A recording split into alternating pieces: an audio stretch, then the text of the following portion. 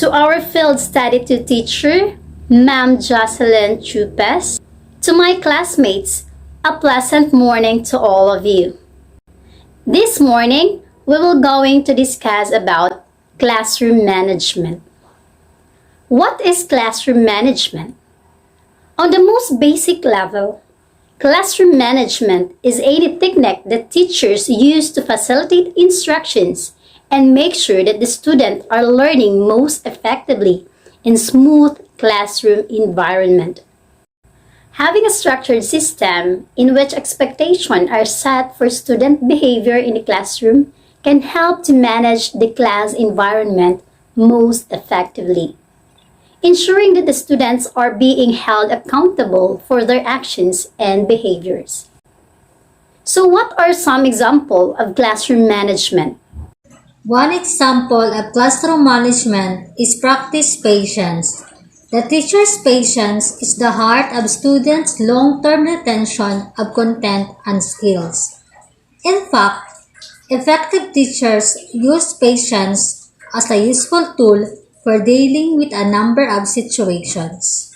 Nowadays, there are a lot of reprimanding students, so the teachers must have a long patience to them in order to be a good teacher and to avoid doing things that might harm the students.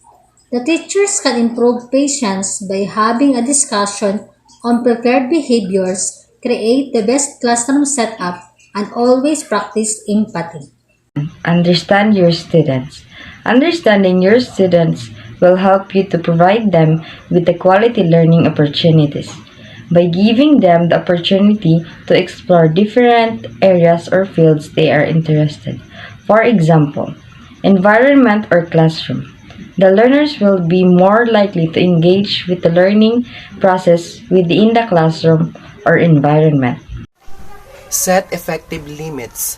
Limit setting is the process that teachers use to teach children the rules of the classroom.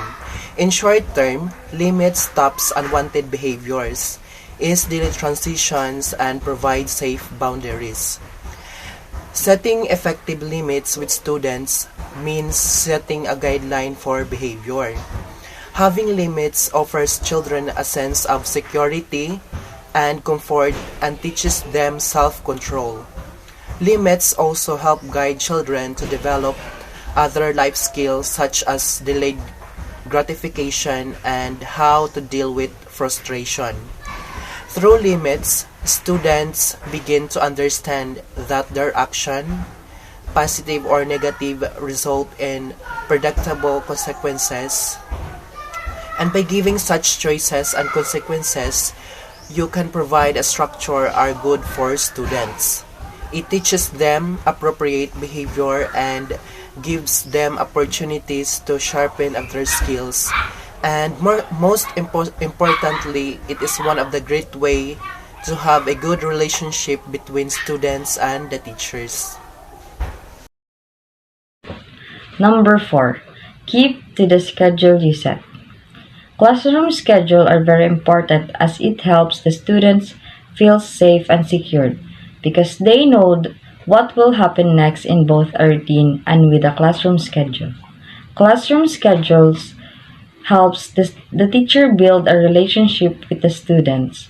It also helps teachers when planning and it also helps with student guidance. Keeping the schedule you set can prevent behavior problems. It helps a student understand what is supposed to happen next or like an expectation. And also, it helps the student learning engagement. There are also some things you should consider when doing a classroom schedule. A student should not spend too much time sitting down or just listening because they will lose interest in what the teacher is talking about. Then that's when all the recurring behavior problems come back. That's why teachers always minimize activities that would keep a student sitting or listening in one area. Number 5. Be aware of the causes and behavior.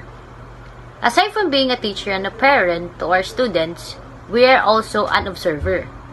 Observation is a way of collecting and recording data which enable teachers to construct possible techniques on how they will instruct different groups of students. Through further observation, the teacher can come up of what are the causes of behavior that the student shows during class hours and what type of approach they will use to accommodate the needs of their students.